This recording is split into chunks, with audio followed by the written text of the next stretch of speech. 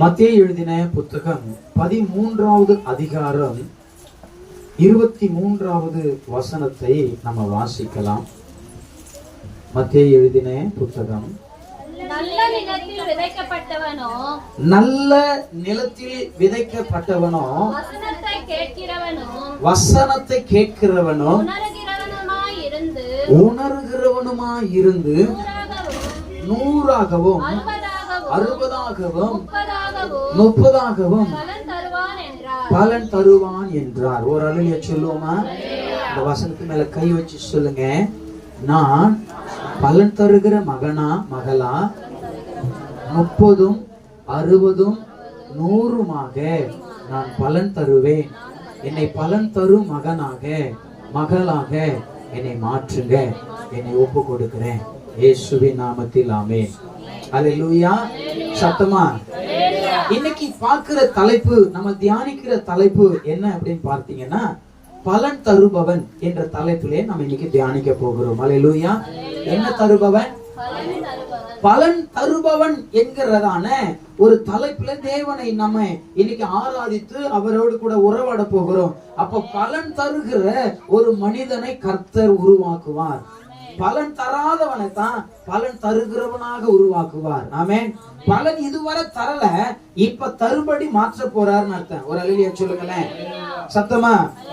நல்ல நிலத்தில் விதைக்கப்பட்டவனோ வசனத்தை கேட்கிறவனாகவும் உணர்கிறவனுமாய் இருந்து 30, 60, 100மாக பலனை தருகிறவனாய் இருக்கிறான் என்று ஆண்டவர் சொல்லுகிறார். ஒரு அல்லேலூயா சொல்லுவோமா? அப்போ ஒரு மனிதன் நல்ல நிலத்தில் விதைக்கப்பட்டவன், நல்ல மனிதன் பலனை தருகிறவனாய் இருக்கிறான். ஒரு அல்லேலூயா சொல்லுங்க. அப்ப நல்ல மனுஷனாய் நாம் விதைக்கப்பட வேண்டும். விதைக்கப்படுதல் என்றால் தன்னை அர்ப்பணித்தல் ஒன்று. ஆமென். இப்ப ஆண்டவருடைய சமூகத்துல தன்னை அர்ப்பணிக்கணும், குடும்பத்துக்காக தன்னை அர்ப்பணிக்கணும். கணவனானவர் வேலைக்கு போகிறார், சம்பாதிக்கிறது அத்தனையும் அவர் எடுத்துக்கிறாரா? யாருக்காக கொடுக்கிறார் சொல்லுங்க? தன்னை நம்பி வந்திருக்கிற மனைவிக்காக, தான் பெற்றெடுத்த பிள்ளைகளுக்காக அவர் அந்த பணங்களை சம்பாதித்து, பொருட்களை சம்பாதித்து சேகரித்து கொடுக்கிறார். ஆமென் சொல்லுங்களேன். அப்போ ஒரு குடும்பம் வாழ்வடைய வேண்டும் என்பதற்காக அந்த கணவனானவர் தன்னை அர்ப்பணிக்கிறார், விதைக்கப்படுகிறார். அல்லேலூயா. விதைக்கப்படுகிற அனுபவத்துல அவர் தள்ளப்படுகிறார். ஆமென். நீங்களும் நானும் பலனை கொடுக்கப்பட வேண்டுமானால் முதலாவது விதைக்கப்பட வேண்டும். ஆமென். வசனம் சொல்லுது பாருங்க, நல்ல நிலத்தில் விதைக்கப்பட்டவனோ 30, 60, 100மாய் பலனை தருவான். ஆமென். உழப்பட்ட ஒரு இடத்தில் நீங்கள் விதைக்கப்பட வேண்டும். ஒரு அல்லேலூயா சொல்லுங்களேன். நல்ல உழுந்து இருக்கிற நிலத்தில ஒரு விதையை போட்டா நன்கு பலனை தரும். உழவே இல்ல, கரடு முரடான இடத்தில் விதையை போட்டால் அது வெறுமையாகத்தான் போகும். அல்லேலூயா. பலனை யார் தருவா என்பதை ஒரு 2 பாயிண்ட் சொல்லி, பலனை தர முடியாமல் காணப்படுவதற்கு ஒரு 3 பாயிண்ட் சொல்லி நான் முடிக்க தேவன் எனக்கு கிருபை பாராட்டுவாராக. ஒரு அல்லேலூயா சொல்லுங்களேன். அல்லேலூயா. அப்போ பலனை தருகிறவன் யாருன்னு கேட்டா, விதைக்கப்படுகிறவன் பலனை தருகிறது போல அடுத்தது வசனம் சொல்லுகிறது, வசனத்தை கேட்கிறவனே 30, 60, 100மாக பலனை தருவான். பக்கத்துல இருக்கிறவங்களுடைய கரங்களை பிடிச்சு சொல்லுங்க, வசனத்தை கேட்பதினாலே நீங்கள் 30, 60, 100மாக பலனை தருவீர்கள். வசனத்தை கேட்க வேண்டும். வசனத்தை கேட்பதினாலே நீங்கள் மிகுந்த கனிகளை கொடுப்பீர்கள். ஒரு அல்லேலூயா சொல்லுவோமா? அல்லேலூயா. அப்ப வசனமானது ஒரு மனிதனுக்கு ஒரு ஜீவனை கொடுக்கிறதாய் காணப்படுகிறது. வசனமானது ஒரு மனிதன் கேட்பானால் அவன் பலனை தருகிறதுபடினாலே அவனுக்குள்ளே ஒரு சத்துவை உண்டாக்குகிறது வசனம். அல்லேலூயா. அந்த விதையானது வளர்ந்து கனி தருவதற்கு தண்ணீரை போல ஒரு பெரிய பலனை கொடுக்கக்கூடியது வசனம். எருவாய் இருப்பது வசனம். ஆமென். வளர்ச்சியை கொடுப்பது வசனம். ஒரு அல்லேலூயா சொல்லுங்களேன். அப்போ வசனத்தை கேட்கிறவன் வளருவான். வசனத்தை கேட்கிறவன் பலசாலியாய் மாறுவான். வசனத்தை கேட்கிறவன் எல்லா புயலையும் பாதிப்புகளையும் அவன் தாண்டி வளர்ச்சியை கொடுக்கும். ஒரு அலையிலே சொல்லுங்க. வெள்ளம் வந்தாலும் அவன் நிலைத்திருப்பான். காரணம் என்னன்னா, வசனத்தை கேட்கிறவன் பலனை தருவான். அல்லேலூயா. நீங்க வசனத்தை கேட்கிறீர்களா? பக்கத்துல இருக்கிற முகத்தை பார்த்து கேளுங்க, நீங்க வசனத்தை கேட்கிறீங்களா? கேட்டா, ஒருவேளை கேட்டு இருந்தீங்கன்னா நீங்க மிகுந்த பலனை தந்திருப்பீங்க. பலன் தரலையே. ஏன் அப்படின்னா, வசனம் உள்ள வேலை செய்யல. அல்லேலூயா. சத்தமா சொல்லுங்களேன். இதுவரை விட்டுருவோம். பாஸ் டு பாஸ், முடிந்தது முடிஞ்சிருச்சு. இனி நடக்க போறதை மட்டும் நம்ம பார்க்கலாம். இனி நான் பலனை தருவேன். வசனத்தை கேட்கிறவன் பலனை தருவான். வசனத்தை கேட்கிறவன் வளருவான். வளர்ச்சி உன் குடும்பத்தில் வர வேண்டுமானால் நீ வசனத்தை கேட்கிறவனா இருக்கணும். எந்தெந்த குடும்பத்துல உட்கார்ந்து வசனம் வாசிக்கிறீங்க? ஒரு சில குடும்பத்துக்கு நான் சொன்னேன், அதனால அந்த குடும்பம் ஃபாலோ பண்ணுது. அல்லேலூயா. நான் எங்க குடும்பத்துல நாங்க ரூல்ஸ் போட்டிருக்கிறேன். 9 to 10 பைபிள் வாசிக்கிற நேரம். அந்த நேரத்துல வேதத்தை வாசிக்க வேண்டும் என்று நான் என் குடும்பத்துல ஒரு சட்டத்தை போட்டிருக்கிற ரூல்ஸ். அதை அவங்க ஃபாலோ பண்றாங்க. வித் யாரு? ரீட்டாவும் முதற்கொண்டு. அது ஏதோ பைபிள் எடுத்து கொஞ்சம் அப்படி இப்படி இருக்கும்.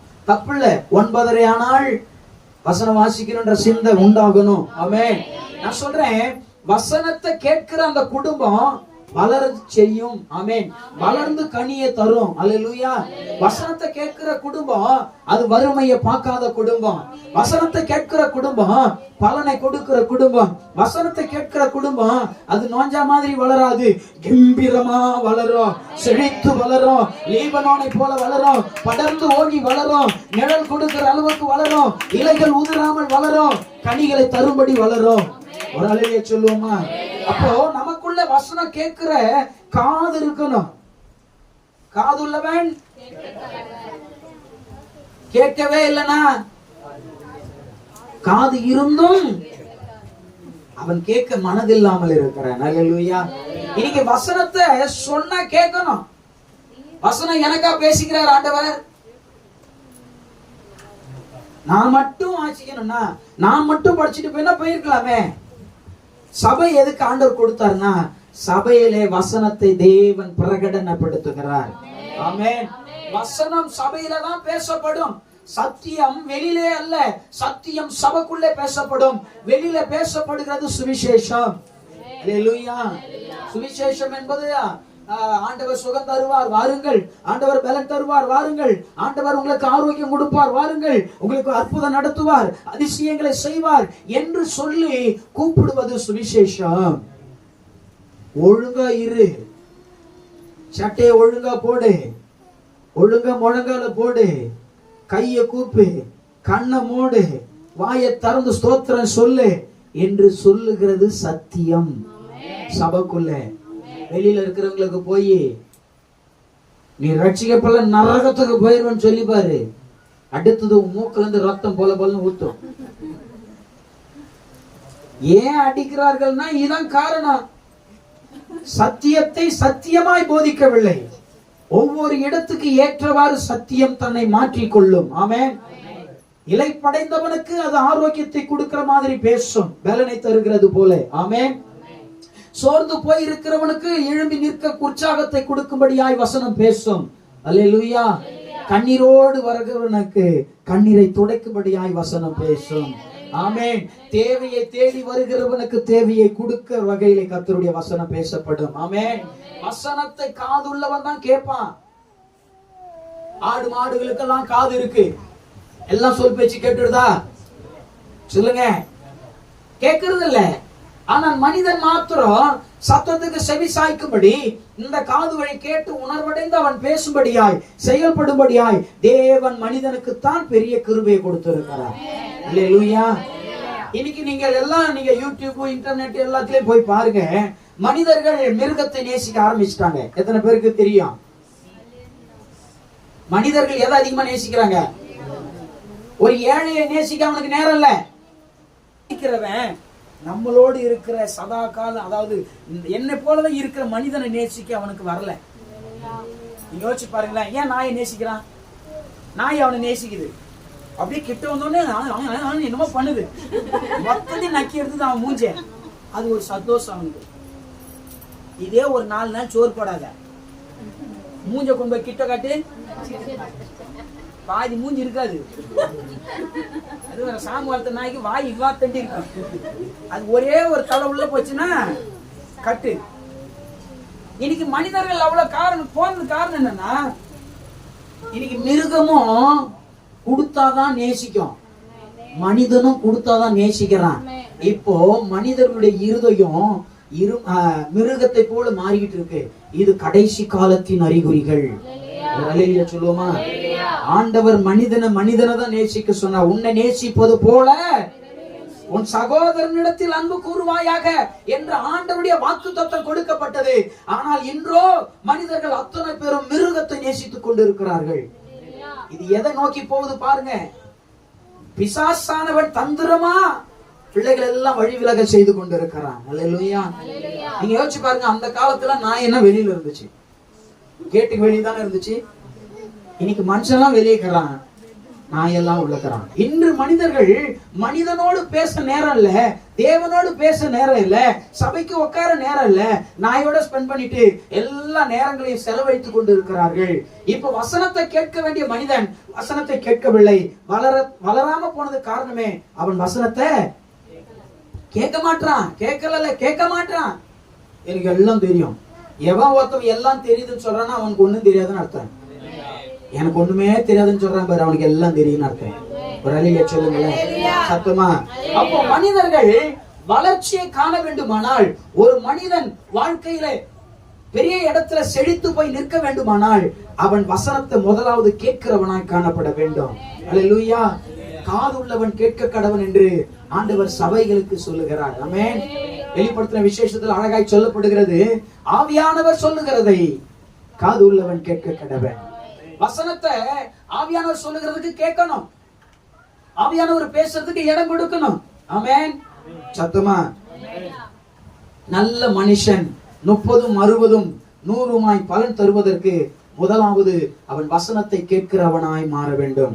இரண்டாவது உணர்வுள்ளவனா மாறணும். உணர்வு. இந்த உணர்வு எங்க இருக்கு? இந்த உணர்வு எப்ப வந்துச்சு? நீங்க சொல்லியா வச்சீங்க? யாராவது தொட்டா உடனே எனக்கு சிக்னல் கொடுமா, இல்லன்னா டென்ஷன் சொல்லியா வச்சீங்க? சொல்லவே இல்ல. ஆனா நீங்க கண்ணை மூடிட்டு இருக்கும்போது யாரோ தொட்டாங்க, வருதுல. இந்த உணர்வு எங்க இருந்து வருதுன்னு கேட்டீங்கன்னா ஆத்துமாவில இருந்து வருதான். ஒரு அழிய சொல்லுங்களேன் சத்தமா.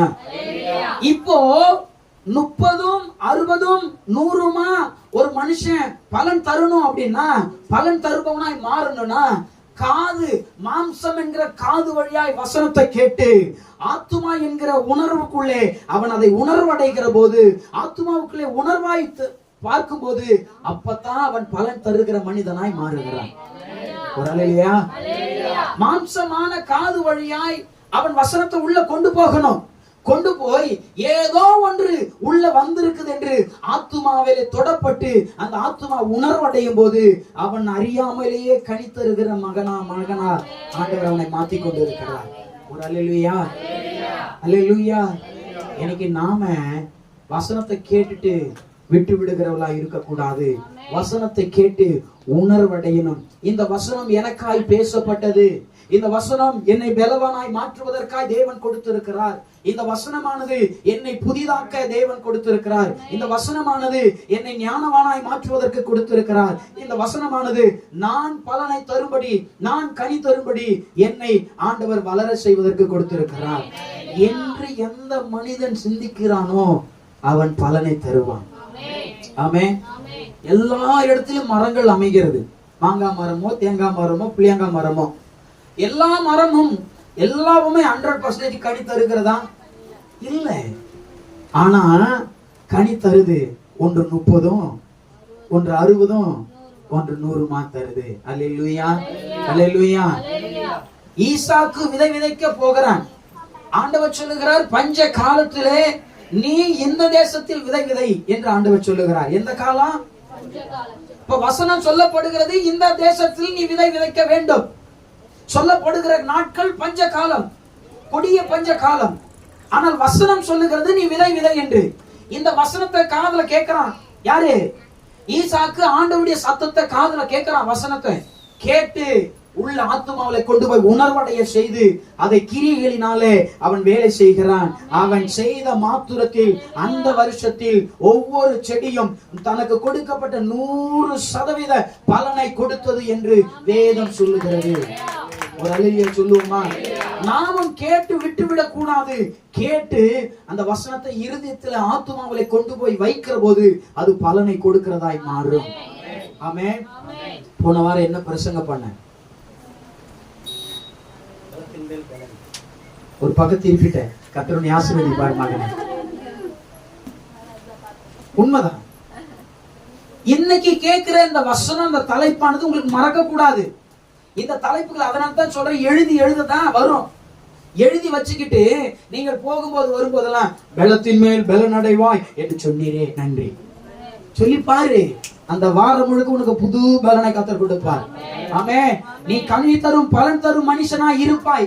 நீ பலனை தருபவன். ஆமா, நான் பலனை தருபவன். எப்போது? வசனம் எனக்குள் வரும்போது நான் பலனை தருவேன். வசனம் எனக்குள் உணர்வடைகிற போது நான் பலனை தருவேன். ஒரு அல்லேலூயா சத்தமா. அப்ப கேட்கிற வசனத்தை விட்டுற கூடாது. அல்லேலூயா சொல்லுங்களேன். இப்போ இது ரெண்டு காரியம். வசனத்தை கேட்கிறவனும் அந்த வசனத்தை ஆத்துமாவிலே உணர்வடைய செய்கிறவனும் மிகுந்த கனிகளை தருகிறான். அல்லேலூயா.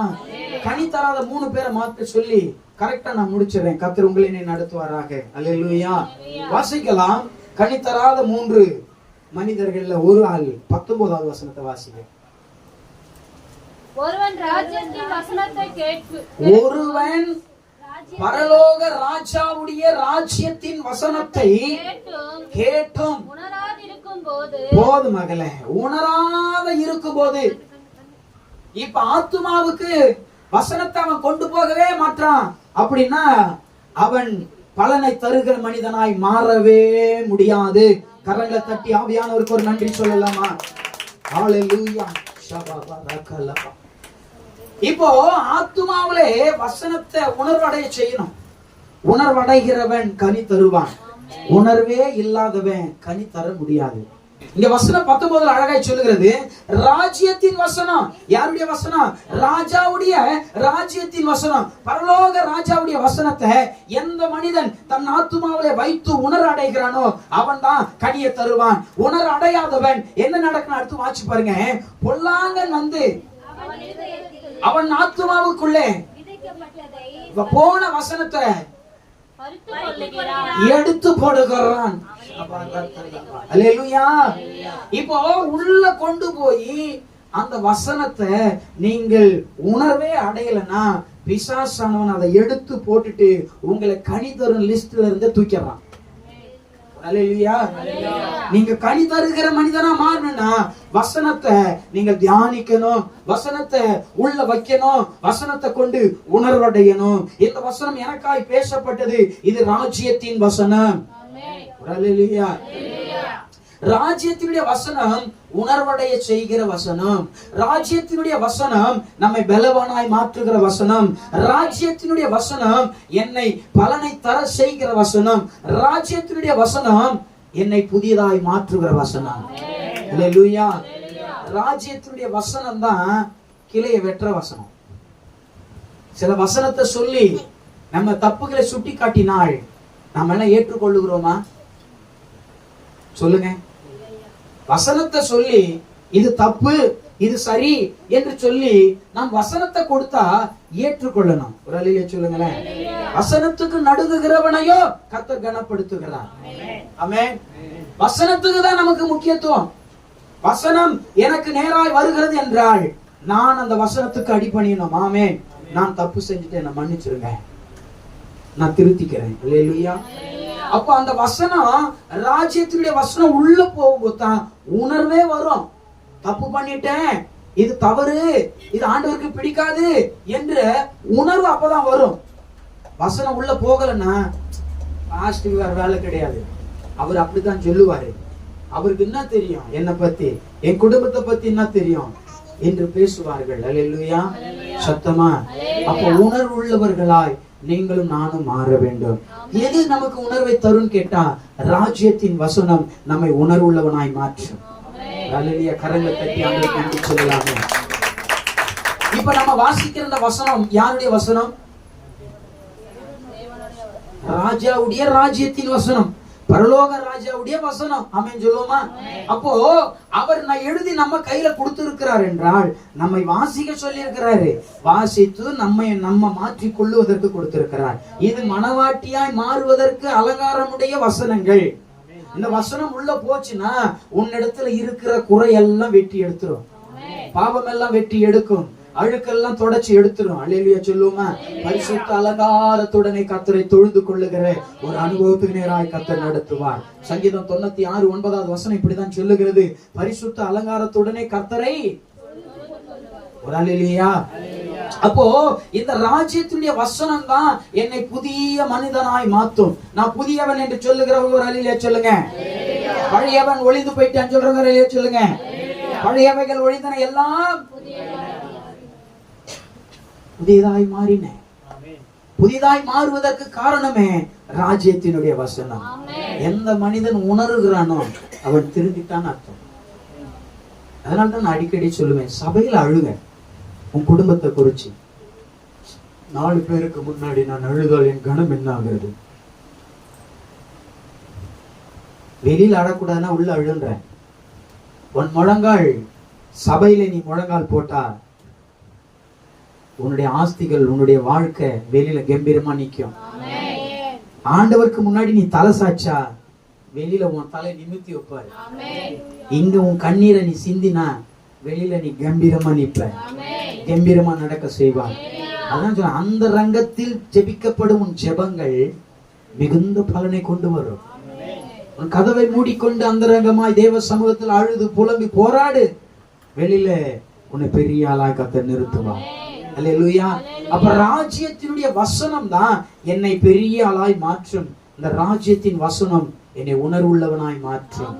இந்த உணர்வை உண்டாக்குகிற வசனத்தை நம்ம கேட்கணும், வசனத்தை நம்ம வாசிக்கணும், வசனத்தை நம்ம குடும்பத்துல எடுத்து வச்சு வாசிக்க பழகணும். எத்தனை பேர் செல்லு நோண்டுறீங்க? ஹலோ, டெய்லி நான் செல்ல பார்க்காத நாள் இல்ல அப்படின்னு யாராவது இருக்கீங்களா? நான் செல்லையே பார்க்கல ஒரு நாள் கூட இருக்கீங்களா? சரி, டெய்லி நான் செல்லு பார்ப்பேன் சொல்றேங்க, அல்லேலூயா சொல்லுங்க. கை தூக்குங்க. நான் டெய்லி செல்லு பார்க்காத நாளே கிடையாது, பார்த்துருவேன். ஒரு நாளைக்கு 10 நிமிஷம் தொட்டாவது பார்த்துருவேன். எல்லாரும் தூக்குறீங்க. ரைட், சரி. கை தூக்கி நீங்க எல்லாம் கர்த்தர் உங்களை ஆசீர்வதிப்பார். பைபிள நான் டெய்லி தொடாத நாளே இல்ல சொல்றவங்க மட்டும் ஒரு அல்லேலூயா சொல்லுங்க.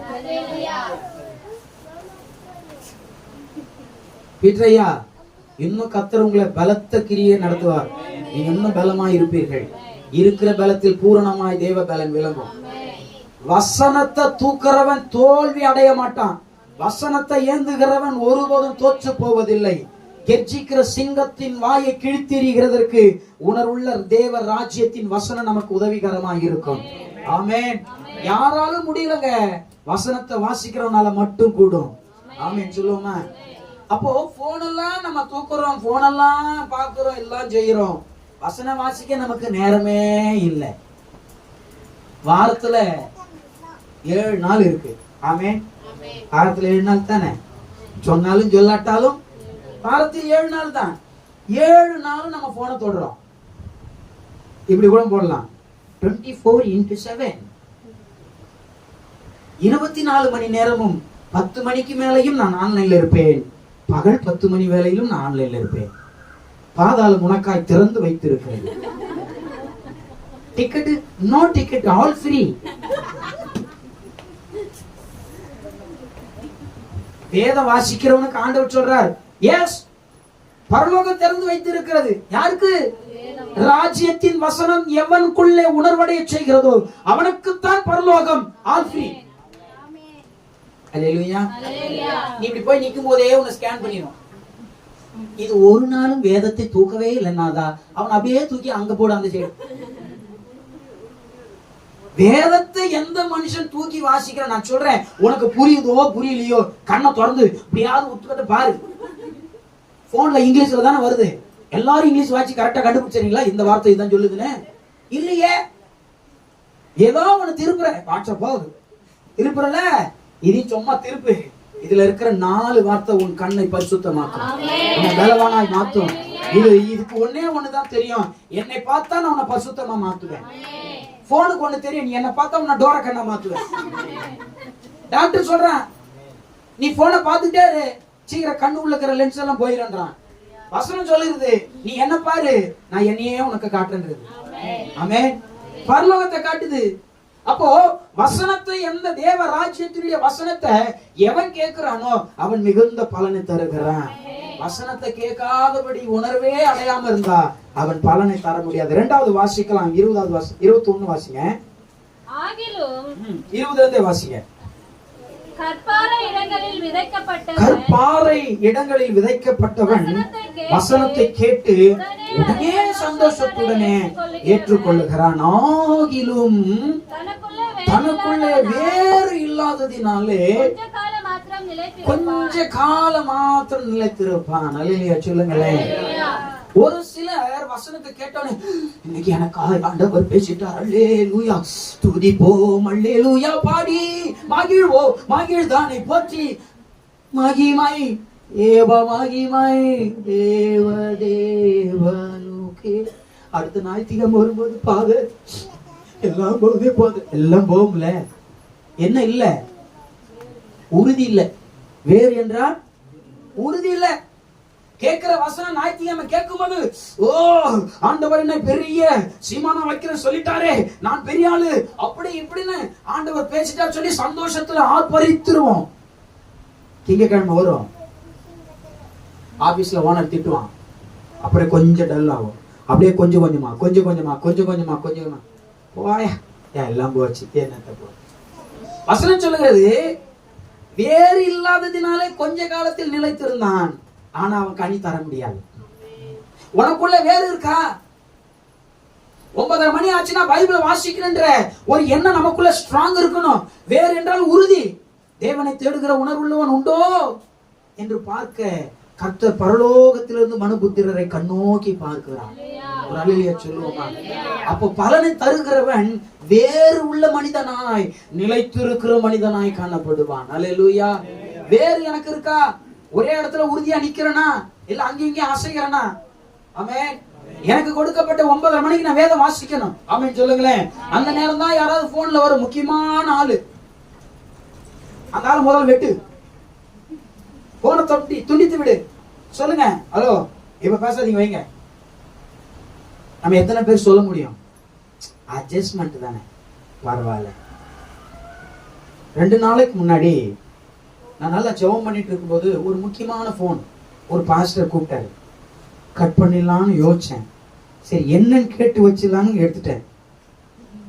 3/4 மணி நேரம் பேசிட்டாரு. எனக்கு வந்தது அந்த அளவுக்கு கோபம்.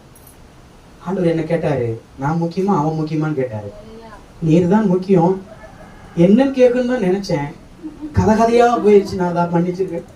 இனி சுவிட்ச் ஆஃப் தவிர எதுவும் பண்ண மாட்டேன். சீக்கிரம் சுவிட்ச் ஆஃப் பண்ணிடுறேன். அல்லேலூயா. ஆண்டவர்ட்ட ஒப்பு கொடுத்தா இது தப்பு, இது தப்பு. எனக்கே ஆண்டவர் இப்படி இருக்கிறாருன்னா நீங்க சொல்லுங்க. உறுதியா இருக்கணும். தேவனுக்கு கொடுக்க வேண்டிய நேரத்தை நிச்சயமா கொடுங்க. எத்தனை பேர் உங்க ஜெப நேரம் வச்சிருக்கீங்க?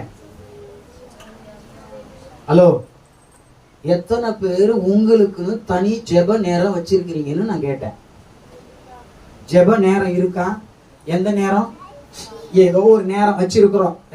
என் நேரம் எல்லாம் சொல்ல முடியாது. சரி ரைட், இருந்துட்டு போடு. வேத வாசிக்கிற நேரம் வச்சிருக்கீங்களா? இல்ல எப்ப நேரம் கிடைச்சாலும் வாசி பண்றீங்களா? தூங்கறதுக்கு நேரம் இருக்கா? தூங்கறதுக்கு நேரம் இருக்கா? சாப்பிட்றதுக்கு நேரம் இருக்கா? வேலைக்கு போக நேரம் இருக்கா? ஸ்கூலுக்கு போக நேரம் இருக்கா? படிக்க நேரம் இருக்கா? எல்லாத்துக்கும் நேரம் இருக்குயா.